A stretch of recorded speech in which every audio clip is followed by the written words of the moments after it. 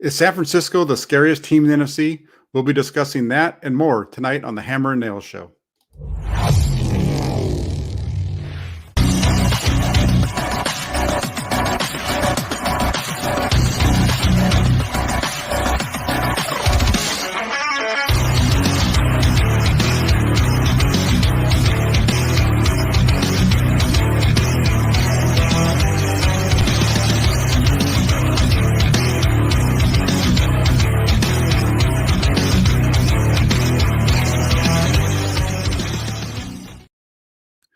What is up? It is Tuesday night, which means it is time for the Hammer Nayls Show.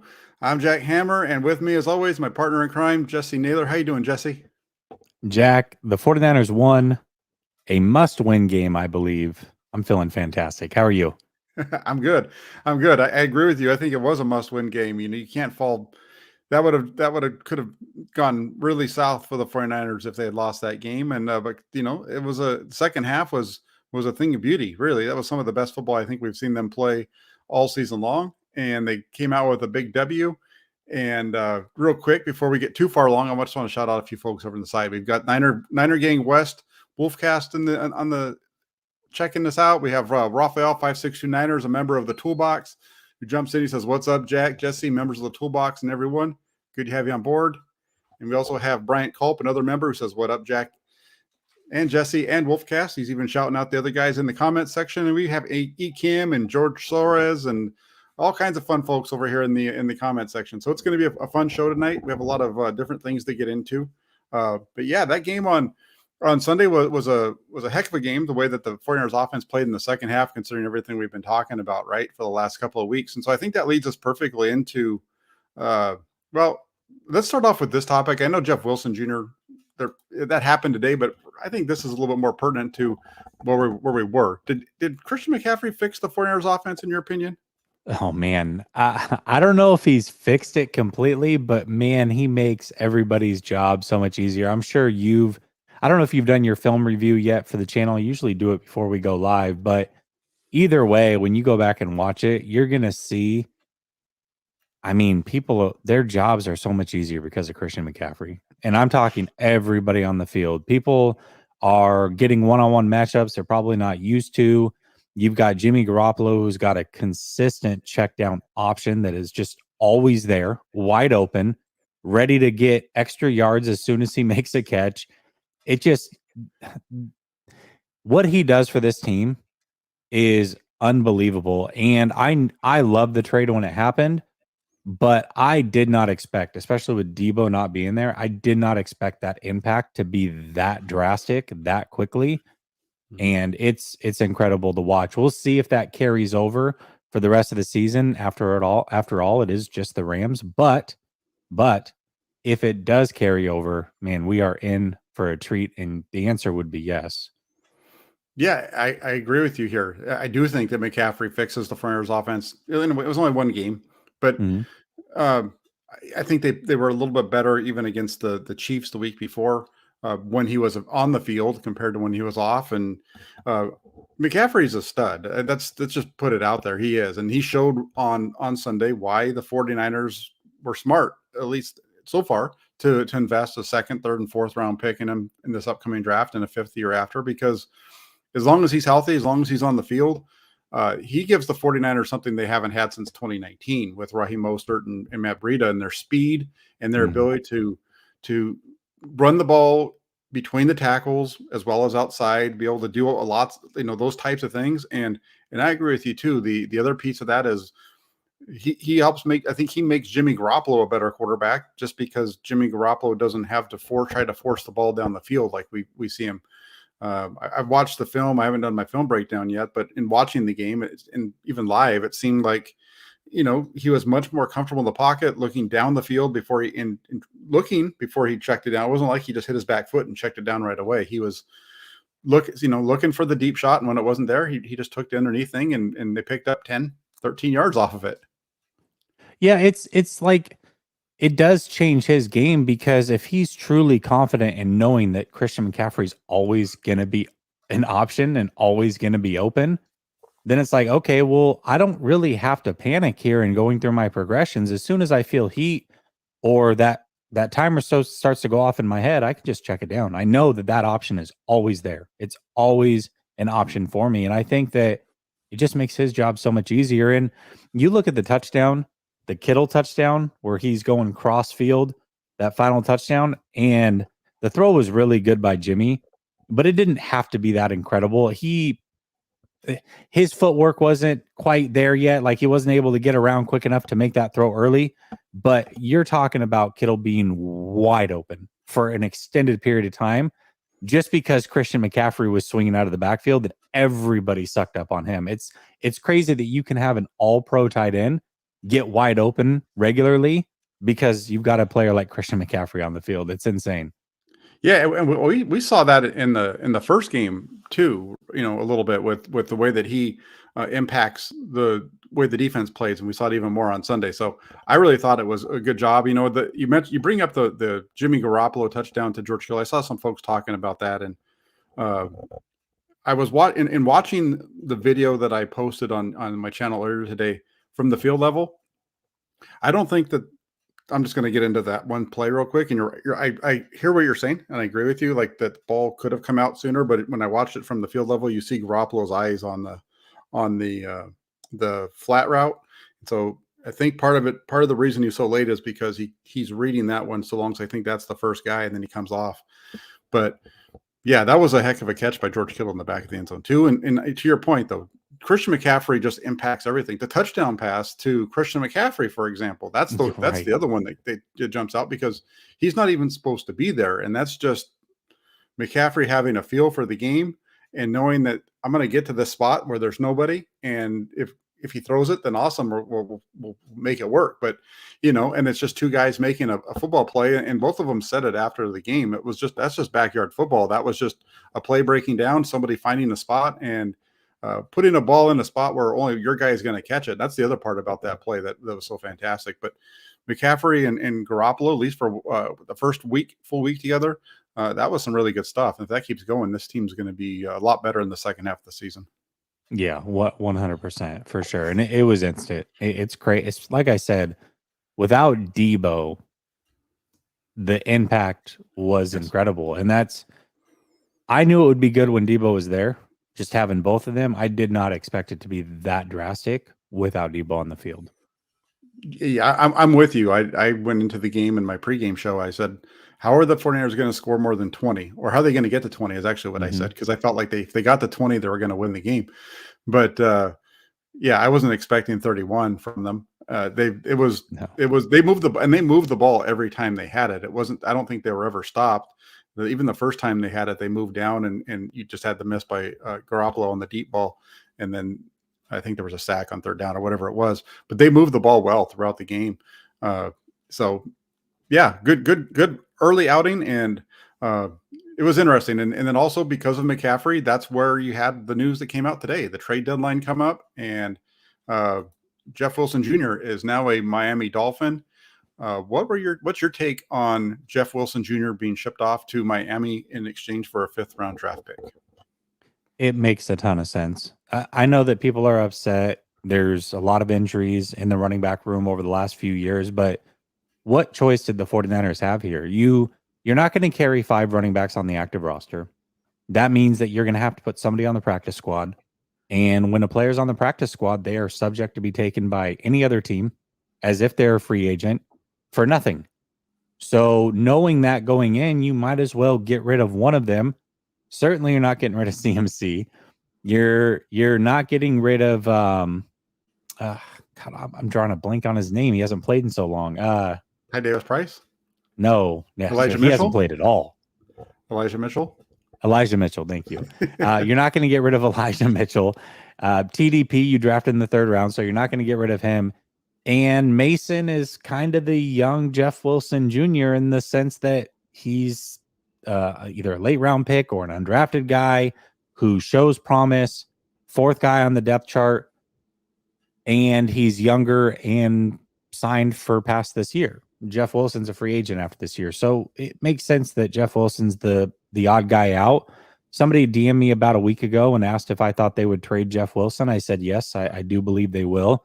And he asked what the compensation would be. And I said, my guess is that they would want a fourth, but they would take a fifth. So that being said, it basically went down exactly how I expected it to go down. So I think the 49ers did what I thought they were going to do in this situation. Once they hit the bye week, that tells me they also know that Elijah Mitchell is going to be healthy after the bye week, which is also a good sign.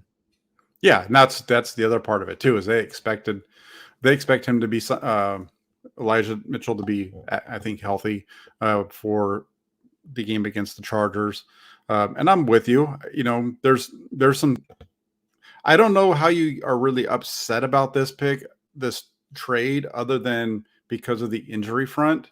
For me, you know, I looked at it and it makes a ton of sense for me. The only reason why I was nervous about it up front wasn't because of injuries are a piece of it, but the other thing was really Jeff Wilson Jr. brings a lot of versatility to the backfield. Not because of, you know, obviously Kyle Juszczyk brings versatility, because he's a fullback, and Jeff Wilson Jr. at the halfback, you're able to do some things differently in your offense when you have two, like, you know, Jeff Wilson Jr. and Deebo Samuel on the field at the same time, or Jeff Wilson Jr. and what we saw this last week, Christian McCaffrey on the field at the same time. You can do some things differently than you would do if you have Kyle Juszczyk and one of those guys on the field. Juszczyk's more of a fullback, tight end type of guy, whereas Wilson is a fullback / halfback. So he's going to run the ball more often, that kind of thing.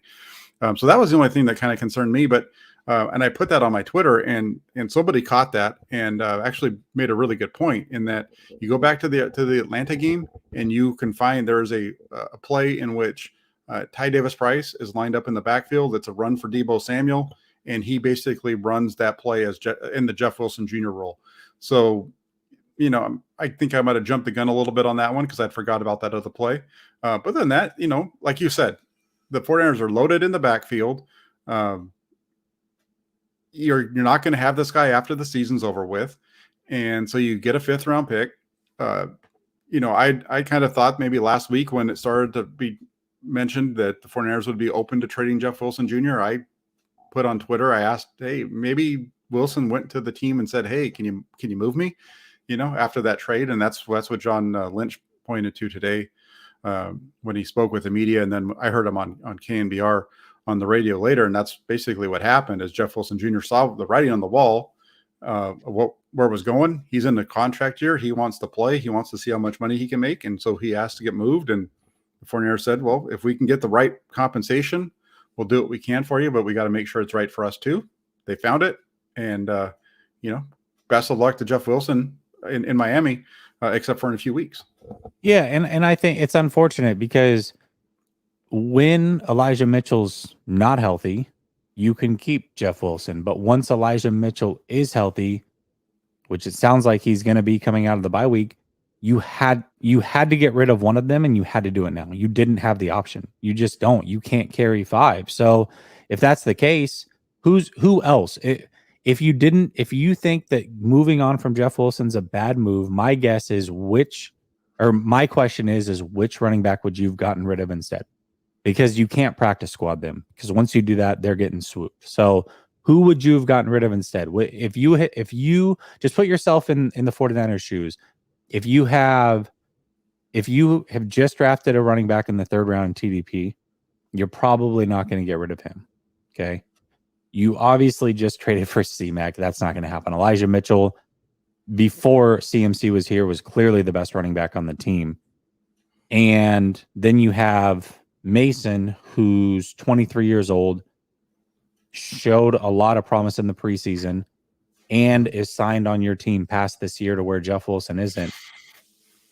What is the other option? It sucks. It's unfortunate. Yes, Jeff Wilson, if you could carry 5 running backs, or it made sense to do that, certainly could help your team, but you don't have another option. And I would rather have it happen now, going into a bye, where you can kind of just make sure that everybody else is up to speed, knowing that Elijah Mitchell's coming back, and get that trade off before.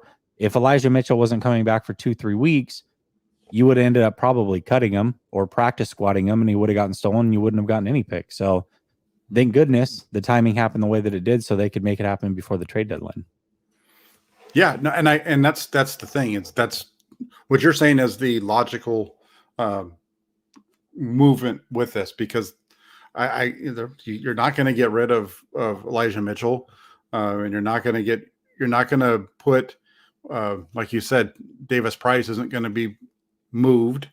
And I think they like Jordan Mason enough where they don't want to put him out there, because that's the guy, right? It would be Jordan Mason that you put to move to the practice squad. And even though they're not playing him, they like him enough to where they know that somebody else is going to pick him up, and they don't want that to happen. So that's why he's sitting on their squad, not playing right now.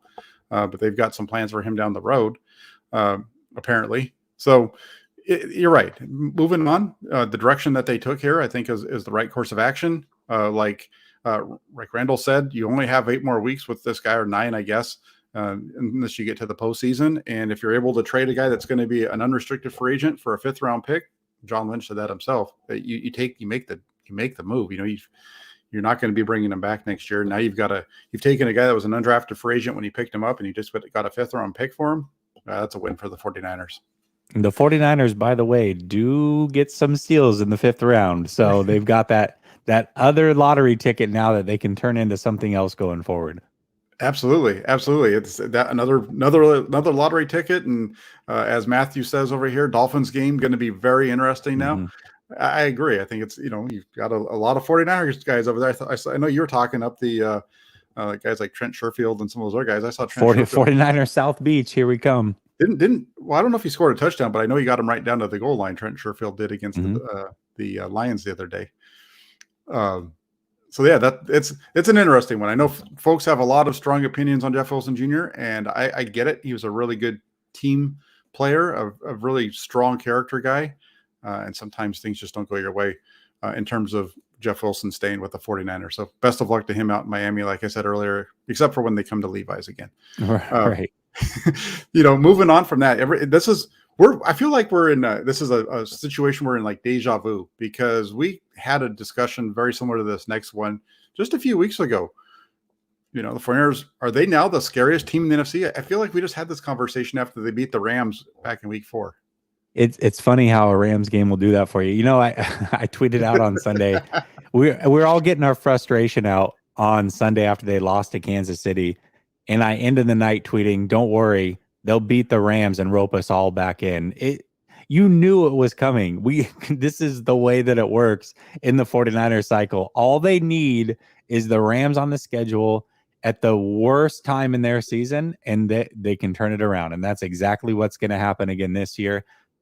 I mean, I don't know how a healthy 49ers team, when I say healthy, I assume Kinlaw is not really going to play. We obviously know that Mosley's out for the year, but healthy meaning you get guys like Armstead back, you get guys like Mitchell back, Debo, those types of guys.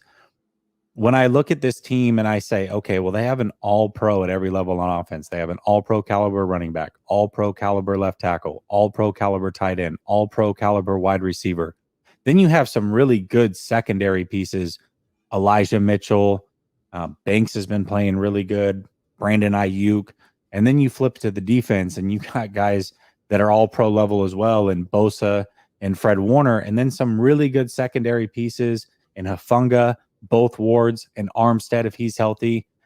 The team has so much talent. It's stupid. It's absolutely stupid. My dog is going nuts. I don't know if you can hear that. But it's absolutely stupid how much talent they have. I just, outside of the quarterback position, if you strip the quarterback position away, we said it at the beginning of the season, and I think it's still true, even with a couple of guys out for the season, they're still the most talented team, top to bottom, arguably, outside of probably the Buffalo Bills. Unfortunately, the Buffalo Bills also have the quarterback, but they don't have to worry about Buffalo until they get to the Super Bowl, and Buffalo would also have to make it. So, yeah, absolutely they are, because they're also not going to be the number 1 seed. So they're going to be road dogs. They're going to have their back against the wall like usual, and they just keep adding pieces that are coming back throughout the rest of the season. A lot of these other teams are complete. Philly's been extremely healthy. Kudos to them. They're still undefeated. The only team in the NFL to do so, but it's not like they're getting a bunch of people back to where the 49ers are getting a lot of pieces back coming off of a win and a midseason bye, which is the best thing that can happen. And, oh, by the way, they don't have to travel a lot in the second half of the season. Yeah, they're the scariest team in the NFC, in my opinion. Yeah, I think I think there's a lot to be scared about when you look at the 49ers. Their defense played really well early in the season. You look at you got Nick Bosa to deal with and Samson Ebicom to deal with. If Eric Armstead comes back healthy, I think you do a better job of stopping the run. So I think that defense might be a little bit better than they've been the last few weeks. You look at the offensive side of the ball, and like you said, you've got playmakers everywhere. I think the thing for me is, yes, they are the scariest team in both ways. They're the scariest team to everybody else they're facing. And I think they're also the scariest team to their fans because we haven't seen them be what they were against the Rams consistently. Mm-hmm. Right. And they've played the Rams both times. They've played the Rams. They've been this time against the Rams, they were much better than they were at Levi's. Let's just make sure that that's clear because they only scored 17 points against them the first time. And it took Deebo Samuel making a crazy play to get that one touchdown. So they moved the ball much better this time around. And Christian McCaffrey opening up the run game and what he does, like we talked about, already helps them. So if they can continue on and be consistent with what we saw against the Rams, then yes, they're the scariest team to the rest of the NFC because I think they're probably the best or second best team in the NFC if they can find this consistency on a regular basis. Yeah, I think to me also, I think scariest team and best team are possibly two different things. I think Philly right now, it's clear they are the best team. And they're going to probably have the number one seed. I think they have a hell of a roster. That was the one. I said them, Tampa, and San Francisco were the three best teams coming into the season. Well, Tampa hasn't really lived up to that. The Eagles certainly have. The 49ers are starting to hit a stride. We'll see if they can kind of catapult into that. But they're the one team, much like last year, that if they get into the playoffs, even if they're a road team every single game, how do you pick against them? Who is going to bully the San Francisco 49ers? There's not many teams in the league that I think can do that. Again, when I look at Buffalo, Buffalo reminds me a lot of the 2019 Niners from a physical standpoint. You just look across that team. They are massive. That is a big, big squad. Like a lot of oversized players that are extremely athletic, get after the ball. They hit the hell out of everybody. They're just uber scary from all aspects. Talent, size, speed, everything. Outside of them, I just don't look at a team and say, okay, this team can bully the 49ers. The 49ers are probably the bully against pretty much everybody outside of maybe Buffalo. Yeah, I agree with you. I think you're right on that. 49ers, that is a good clarification because we're talking, scariest team. A lot of times I kind of think of that as the best team as well. Yeah. But you're right. They are scary because if they play up to their potential, they are a very scary football team. And you look at their schedule ahead of them, and you can make an argument that they're going to win all 9 of them, right? I think we'll find out a lot about where they are when they play against the right off the bat against the Chargers. I think that's going to show us who they are because the Chargers they're a decent team. They're a decent team. They've had some good games. They've had some struggles. They're kind of a weird team, but it's still to be able to go out and beat a team that I think a lot of people look at as one of the better teams in the AFC, even if they're not in the playoffs and those types of things. I think that takes you a long way to kind of get you kickstarted for that second half run because you look at the NFC teams that they play against, and it's setting up for them to go to Seattle to play for the NFC West. Yeah, for sure it is 100%, which will be a hell of a game to watch if that's the case. Yeah. And then as far as you mentioned Philadelphia, I told you I think a couple of weeks ago on our show. It's going to be. I think that if the Flyers get to the playoffs, it's 49ers and Eagles in the NFC Championship game in Philly. That's my call. Said that a couple of weeks ago, and I still believe that. I think the Eagles just have a lot of talent. They're very good on defense. I think they were really good on defense last year, and the offense has caught up to them a little bit, which is putting them where they are.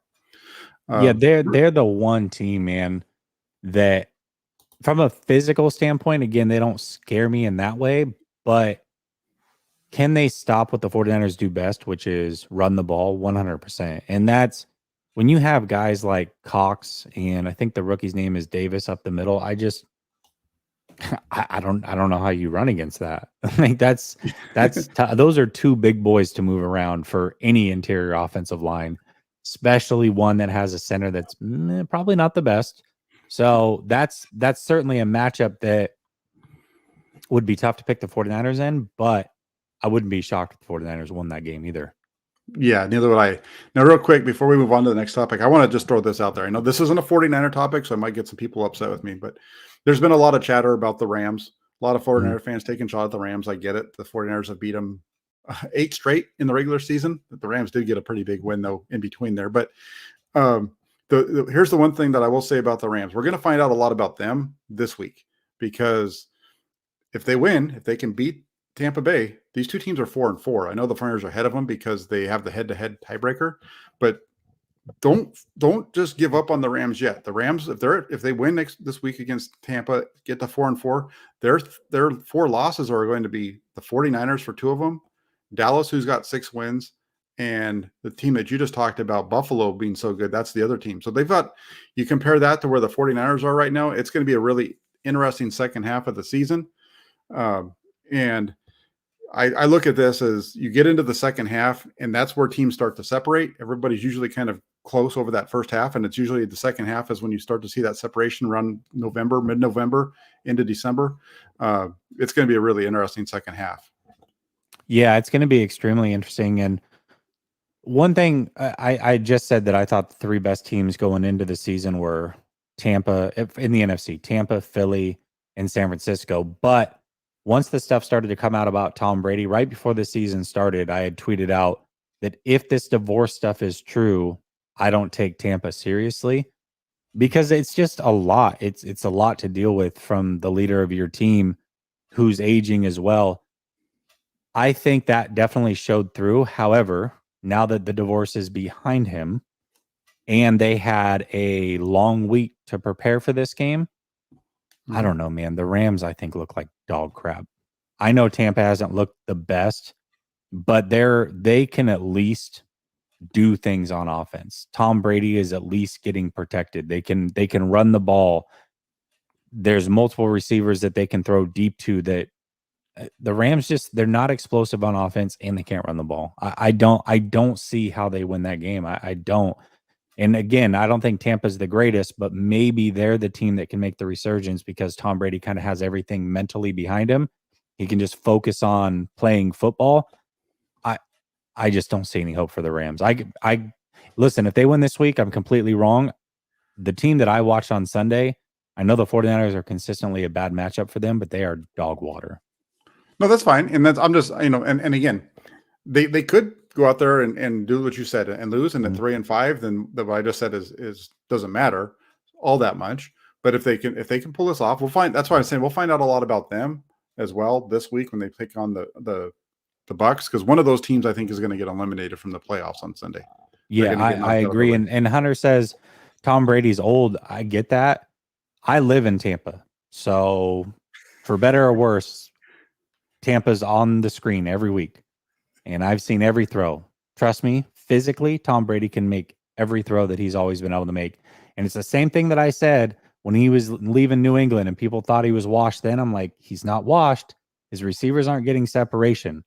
I'm telling you now, he is not washed from a standpoint of playing football. Mentally, he's been somewhere else. That much is clear, and it's taken a toll on the rest of the team. But can Tom Brady physically still play this game at an elite level? 1,000%, I believe that. I agree with you on that. I do. I really think that I don't think it's a Tom Brady. There's some other things that are going on with that team. You pointed to the lack of separation or something like that, maybe with Tampa Bay. I think Tampa's problem is that they had a change over a head coach. I think that Bruce Arians is one of the best coaches in the league, and he's consistently won wherever he's been, and there's just something about his method that does that, and they don't have him there this year. And right now the team is struggling. And I don't know as much as you do about Tampa because I don't live out there, obviously. But I think for me, that's the direction I go. It's not. No, the receivers I was talking about, New England his last year when he had like Mohamed Sanu was his number 1 receiver. I remember watching that Titans game and I go, God, he still can make all the throws. His receivers just can't get any sort of separate. Like, what's he supposed to do when they got beat by the Titans? And then all of a sudden he hit free agency and everybody's like, he's old, he's washed, he's this. It's like, no, I don't know if that's the case. And that way it wasn't the case. So yeah, I was one of the guys that was wrong on Tom Brady when he was coming out of, I would have been fine. I would have been excited to see him in San Francisco just because that would have been a cool story. But I thought he was kind of towards the end of the road too. And, we know how that whole thing played out with the 49ers. yeah. Moving on, key to the second half, or maybe keys. It doesn't have to be just one. We just talked about it. The 49ers at 4-4. This is the second half is where you start to separate yourselves from everybody. If you really get the good teams pull away, the teams that are bad kind of fall back. What's your key for the 49ers in the second half? Or keys? Man, it sounds simple. It sounds so obvious, but it has to be it. It comes down to health. It really does. We just talked about an influx of talent that hopefully should come to this team through getting players back healthy. We also talked about McCaffrey, how much of a difference he made. Well, talent, weird thing about it, when you have it, you tend to win a lot of games. It makes everybody's job around you easier. The 49ers have to stay healthy. They have to stay healthy. They are a completely different team. When their defense has been decimated, we saw what happened against Kansas City. I know that a lot of names were there, but Ward was figuring out how to play with a cast. The other Ward, Charvarius, decided he wanted to play probably because he wanted to show off against his old team, but I don't know if he was fully healthy to be out there. Hufanga was going through concussion protocol. Bosa had his groin issues. None of those guys really practiced, and they just got thrown on the field. It didn't work out. When this team is healthy, they are extremely scary. When they are not healthy, they become a very regular team and can be beaten by other regular teams. They need, looks like we lost Jack. They need to stay healthy in the second half. If they are unable to stay healthy, the second half is going to be an issue, because if you aren't the most talented team on the field, then it comes down to coaching and execution. I got to argue, execution at this point has not been the best for the 49ers. I'm not sure that has been a strength of theirs. We saw it play out against the Bears. We've seen it play out in some of these other games. What's interesting, though, is when you watch the Rams, it was kind of like watching the 49ers in the past. Watching them fall apart, drop passes from Higbee, some of the penalties that they had going down the stretch of that game, just dumb penalties. It was kind of like watching the 49ers in previous weeks, and the frustration that we had in watching the San Francisco 49ers play football. That's what the Rams fans felt. Being on the other side of it is a hell of a lot better. It was much better watching the Rams kind of fall apart and implode there than it is watching the 49ers fall apart and implode. So I would say the influx of talent, 100%, getting those guys back, getting those guys healthy, that is the most important thing for the 49ers to continue this streak, beat teams like the Chargers, who going into the season, I thought that the Chargers were probably better than them. I thought they had a ton of talent. I believe in Justin Herbert, but that team is very depleted. J.C. Jackson is out for the year. Their center, Lindsley's been out. Bosa's out. That team right now is not near as talented as the San Francisco 49ers. The 49ers should win a lot of those games and a lot of those matchups, quite frankly, because they're more talented. Yeah, I lost my connection for a minute, so I missed some where you're going. But I think you said I got health. I know you were talking about Christian McCaffrey. Was there something else that I missed? Or you just catch me up really quick? I was just talking about it. I went in a little bit into the Rams game and said certainly just having the best players on the field is the most important, because otherwise what happens is you rely on execution, and the 49ers haven't been the best team when it comes to execution this year. I think we can all agree there, whether it's penalties, drop balls, whatever. Mm-hmm. And I compared it to what we saw from the Rams. Quite frankly, looking at the Rams was like looking in the mirror at the 49ers from a week or two prior. Yeah, what they were. Yeah, no, I got you. So you kind of, and that kind of goes along with the way that I look at this for the 49ers. The key for their second half is what you just said. The 49ers need to execute. If the 49ers execute, their talent is better than everybody else. So when we go back to that topic we just had a minute ago about who's the scariest, are the 49ers the scariest team in the NFC? I kept stopping myself because I was basically going to keep giving the answer to what I feel their key is to the second half. And that is that they need to be consistent and they need to be able to execute. And if they execute the way that they did on Sunday and they can do that regularly, this is a team that can go to the Super Bowl.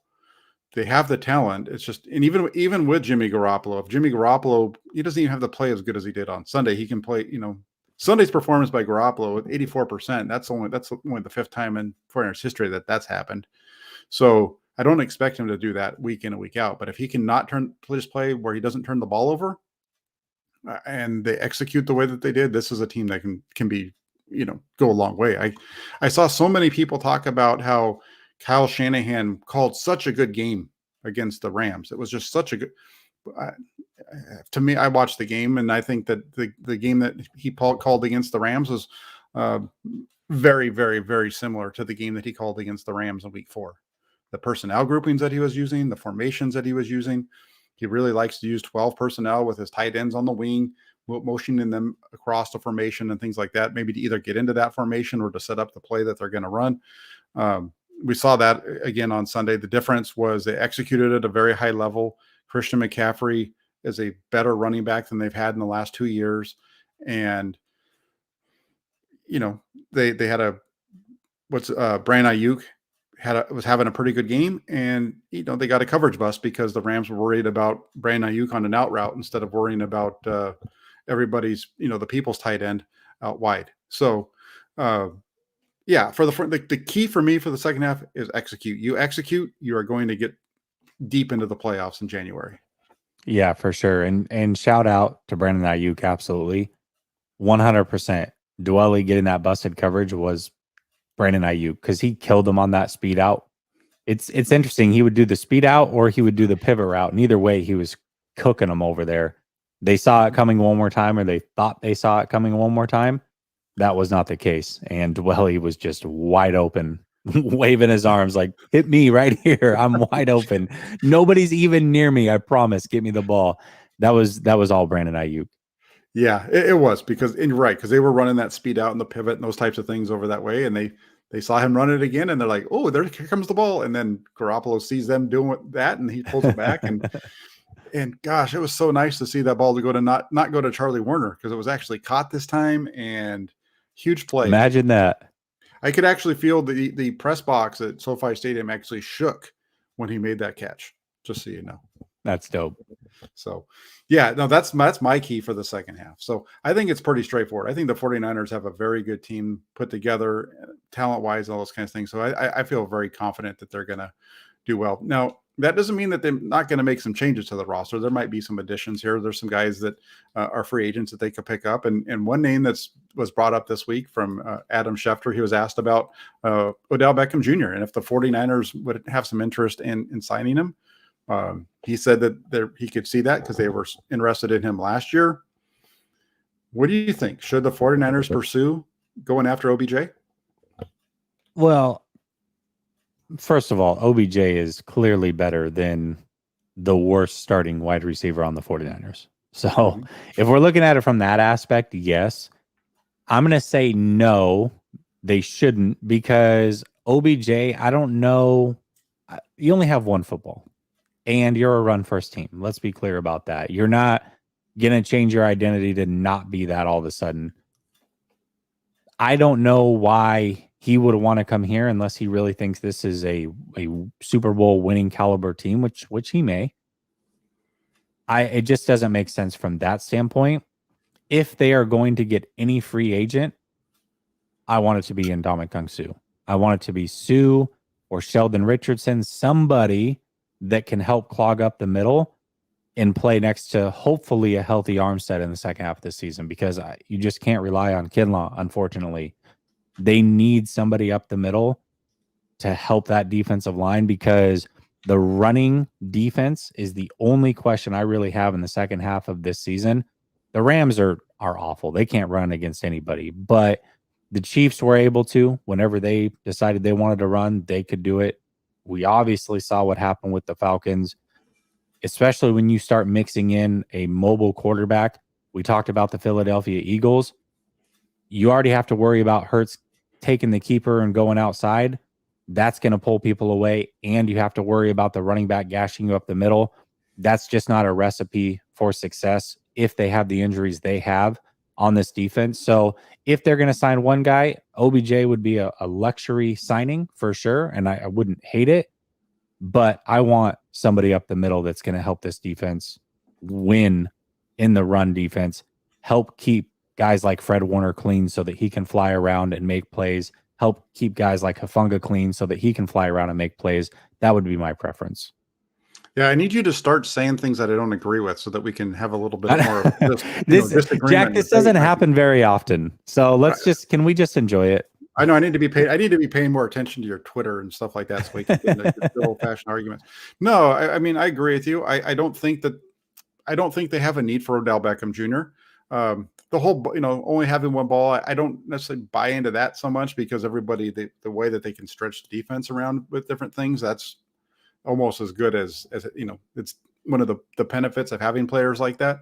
But if you have Ayuk and Deebo Samuel on the field, along with McCaffrey and Kittle and so on and so forth, I think you've got enough guys that you're going to be able to stretch them out. So no, I don't think they necessarily need to go after Odell Beckham Jr. And I agree with you. I think somebody in the middle of the defensive line, if you were going to add a piece of this team, that's where it would be. Sue was a name that you brought up to me a while back, and I've kind of stuck on him and even included him in a piece I did a couple of weeks ago.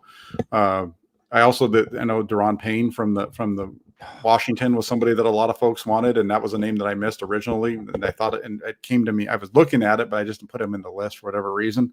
That would have been a good signing too. So yeah, I think the middle of the Flyers defense is a spot that they can focus on, or they could focus on if they're going to add somebody. At the same time, I think once Eric Armstead comes back, if he can come back and stay healthy, I think that solves a lot of that for them because he's a really good run stopper in the middle of the defense. And I think that he would be a big help for them if he's healthy and he's able to play the rest of the year.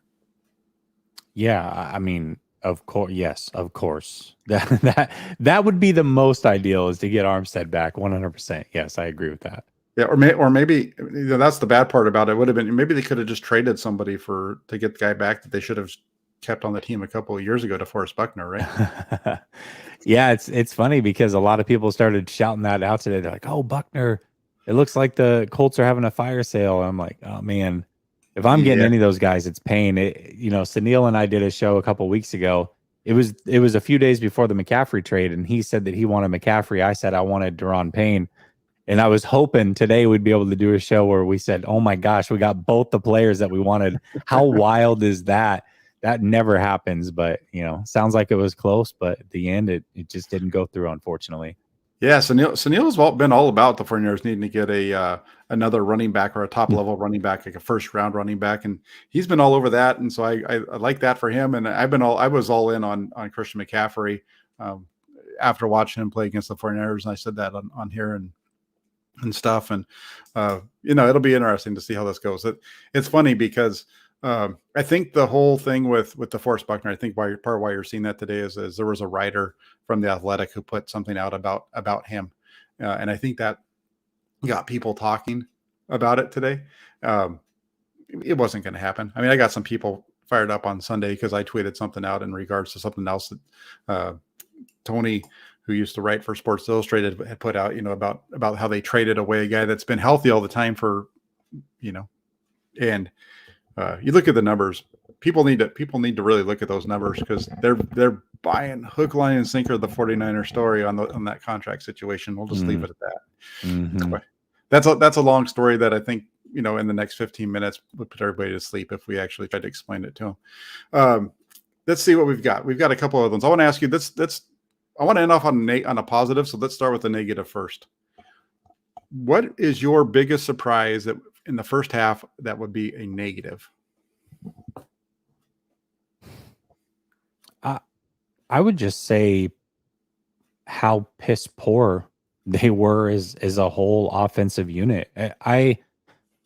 When you obviously they lost their quarterback. Okay, that's one. You still had all pros all over that field. and you have a coach who's offensive minded. Just overall, the lack of urgency we saw from the offensive side of the ball, I would say, along with just the undisciplined play that we saw, it was disappointing. You lost to teams that you really shouldn't have lost to. They easily could have one loss going into the bye week. This could be a 7-1 team. If this team was playing up to their potential, they could be 7-1 right now. That is disappointing. How nice would it be to say, okay, the 49ers are 3 games away from being a playoff team. Then, and not only that, they're fighting for the number 1 seed. That would be a lot better than, okay, they're 4-4. They should win their division, but maybe, that Seattle game is going to be, it wouldn't have been close. The division would basically be all but wrapped up.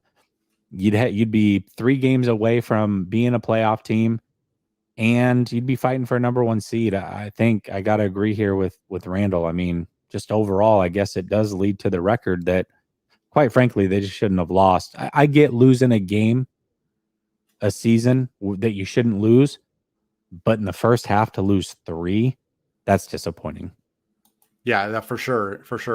And for me, I was looking at this a little bit differently. For me, the negative first half surprise was the performance of the special teams. I thought the special teams unit, they put a lot of emphasis on that special teams group, the, Burks and Odom, and we talked about this last week, and McLeod, and they brought in a new coordinator. They made all those changes, and the emphasis was really on improving their special teams. And then the special teams was pretty much a flop through the first 7 weeks. They were actually had a good day on Sunday down in Los Angeles. A couple of kick returns from Rue McLeod were big, the way that he was very strong on a couple of those returns. But I think overall, the thing that surprised me the most was the play of the special teams not being as strong as we thought that it would be. Yeah, for sure. And then the other thing is, and I touched on it real briefly, but losing Trey Lance for the season, that's disappointing. That's a negative first half surprise that I don't think any of us wanted to see happen.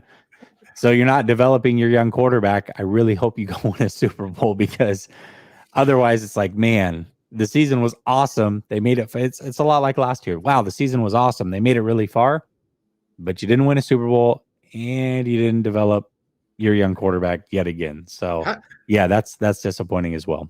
How did we both miss that on the first go around with this one? I don't know. I briefly touched on that, but it's funny because as I was talking, I was like, I should have just said Trey Lance's injury. Like, what am I talking about right now?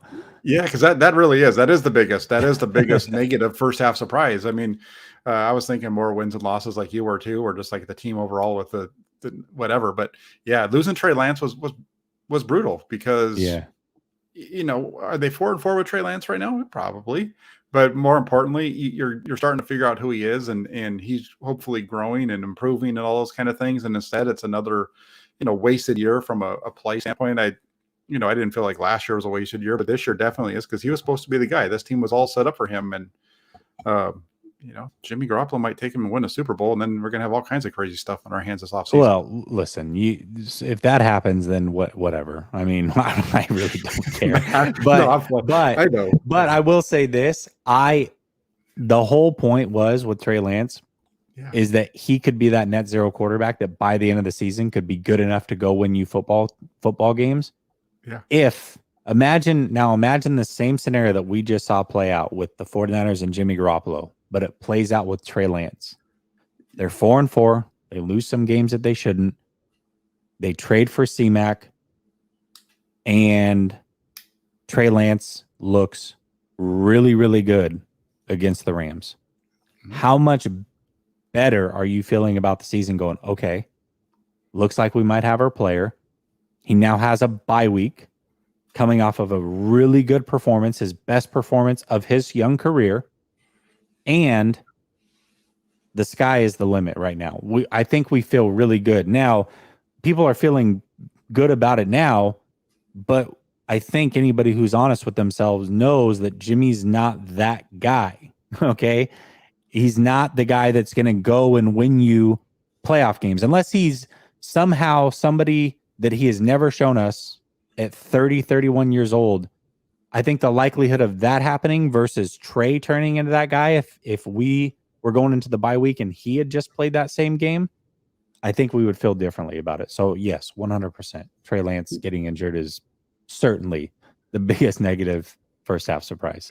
Yeah, and you can see already how, I know Garoppolo is playing quarterback, but you could see how with Lance and you could see they're running plays in the run game that look like what you would expect to see from Trey Lance, where it's, Christian McCaffrey right up the middle, and then that's a zone read look that you're not going to necessarily run a zone read with Jimmy Garoppolo. You can see it already built in there. Mm-hmm. Before we get off of this, though, just because, Jimmy Garoppolo, here's the thing, we talked about this last week. Isn't it odd how Matthew Stafford can't keep up with Jimmy Garoppolo and the 49ers offense? No, I'm kidding. Keep it. I'm joking. I did talk about that last night, but no, that's not what I necessarily need to answer. I was just ribbing you a little bit. Let's finish this off. We just went down a negative rabbit hole. Let's get to the positive with the injury to Trey Lance, because that is a bummer. I know I'm considered the Jimmy Garoppolo guy, but I do agree with you. I think that's the biggest negative. Positive first half surprise for the 49ers. Shoot. Gosh, there is a lot of these as well. I'll stick to one and then give you yours, and then I'll come back around and give another one probably. But Aaron Banks, man, I think the interior offensive line was a concern going into the season. Just the unknown. Anytime that there's an unknown, it's always a concern, especially when you look at it, you're losing two Pro Bowl caliber players out of the interior. You got Lake and Tomlinson, who, really, they probably could have made it work if they really wanted to. Aaron Banks didn't play much last year, and when he did, it didn't look good. The reports in training camp weren't necessarily the most glowing, and he's quietly come out and played every bit as good as Lake and Tomlinson ever did. It's absolutely incredible to see. So damn happy for him. I'm happy for the 49ers that they were able to get that kid in the second round. And when you're replacing a Pro Bowl caliber player and you come in and you're playing every bit as good as that guy was before you, that's impressive. That's a positive first half surprise.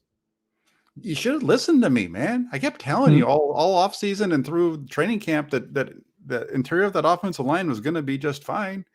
Nobody wanted to listen to me, but no, it's been really good. That's definitely a surprise. And this is a hard one for me because there's not a whole lot that surprised me, because I felt like the interior, like I just said, I thought the interior of the offensive line was going to be decent. I felt like the secondary was going to be improved. I thought Talanoa Hufanga was going to be pretty good. I think he's one that you could put up there possibly as a surprise, like how he's played. I think for me, the biggest first half positive surprise was them pulling the trigger on Christian McCaffrey. They totally changed the team with that move. Very similar to what they did in 2019 when they made the move to pick up Emmanuel Sanders. They got that one extra additional weapon on offense that can do things that they didn't already have. And McCaffrey does it in a way that's even better, because it's not necessarily just Jimmy Garoppolo having to get him the ball every time. You can just turn and hand it to him, and you're seeing him rip off runs that Jeff Wilson rips off some good runs from time to time. Christian McCaffrey is going to give you more of those, because just his feel for the position, and you see him make positives out of plays that don't look like they should be positive. So for me, it's the trade for Christian McCaffrey is the biggest positive of the first half. Yeah, for sure. That was definitely on the list. I would also say Tayshaun Gibson. Hufanga's playing really well. And I think a lot of us thought that he could fill in admirably for Tart. So that's not as big of a surprise, although I think he's probably playing better than most expected. But when Jimmy Ward went down, I thought that would be a huge loss. And I didn't know. I'm like, God, I don't know. It's going to make Hufanga maybe play a little out of his character and his position. Gibson has been incredible. This is a guy who was struggling to find his spot in the league. He's a veteran, bounced around a little bit, spent some time in Chicago. Did early in his career, I believe he did have a Pro Bowl year, but he seemed many, many years removed from that style of play and that elite play. He's been nothing short of really, really good for the 49ers in a position that they needed him to be really good. To lose both starting safeties to start this season for an extended period of time and to probably get better overall at the safety position took him also being really, really good. Yeah, that's a really good one too. Was Tayshaun Gibson back there because he wasn't on anybody's radar. So Hmm. yeah, he's definitely a major positive first half surprise, and he's allowed the Flyers to do some different things, and that's why Jimmy Ward right now is playing down in the slot, which I don't think is really the best spot for him. But and I think the 49ers coaching staff saw that on Sunday. That's why they pulled him out. But it was only for a couple of plays, and then they put him back in, and the game turned around. But yeah, I think that's definitely a positive first half surprise. And one other one too. Last one I'm going to say is Charles Omenihu. I mean, I thought he was going to be pretty good in the middle, and I think maybe I'm just saying this based off because I want to talk about this one play for a second. But everybody talks about how the 49ers turned that game around on Sunday against the Rams. The play that turned that game around for the 49ers defense was about halfway through the opening possession for the Rams in the second half. They had moved the ball from their own 12-yard line. They were out around the 35 of the 49ers. And there was a first down play where Matthew Stafford had Cooper Kupp open behind Jimmy Ward on a corner route down the left side, and he overthrew it. And the reason he overthrew it was because Charles Omenihu absolutely obliterated the left guard for the Rams and was right in his face. So I think, Omenihu, his play isn't surprising me as much as Gibson's, but that was a huge play for the 49ers. And so I just wanted to shout that out here since we're talking about positives. Yeah, 100%. No, there is. I mean, I think that there's some good, pleasant surprises on this team, and that's good because the negatives kind of sucked. Yeah, no. There's a lot of positives that we'll see how they play out in the second half because it can be a real positive second half if they handle this correctly. So, really quick, to wrap this up, what do you got going on your channel? You have something coming up? Yeah, actually, in 1 minute, I'll be live over at my channel. Not 1 minute. Technically, it's supposed to be 1 minute, but in a couple minutes, I'll be live over on my channel. Last Second Sports with Sunil. We're going to continue this thing. We got some good topics over there. So if you're not done, it looks like Odd Job says he's not done with me. I don't know how to take that, but you're certainly welcome over on my channel. Last Second Sports, you can tap in over there. Yeah, Odd Job is he wants. I think he wants to talk to you about Jimmy Garoppolo. I think he knows you're a big fan of Jimmy. You're a closet Jimmy. Okay. Jimmy Well, lover. then we have that in common. It sounds like. So yeah, I want to just shout out. Make sure you guys get over to Jesse's channel, Last Second Sports. He's going to run and jump over there. Raphael 569ers. He always does the work for me. If you guys can do me a favor before you head out, hit the like button, hit the subscribe button, and also get over to Jesse's channel. Check him out with Sunil, two good guys, and show them some love and subscribe over there as well. Jesse, thanks so much for the night. Appreciate it. Absolutely, brother. We'll talk next week. All right. Take care. Have a good one. Everybody else, have a good rest of your Tuesday night. We'll talk soon. Take care, everybody. I'm back tomorrow. I got to film.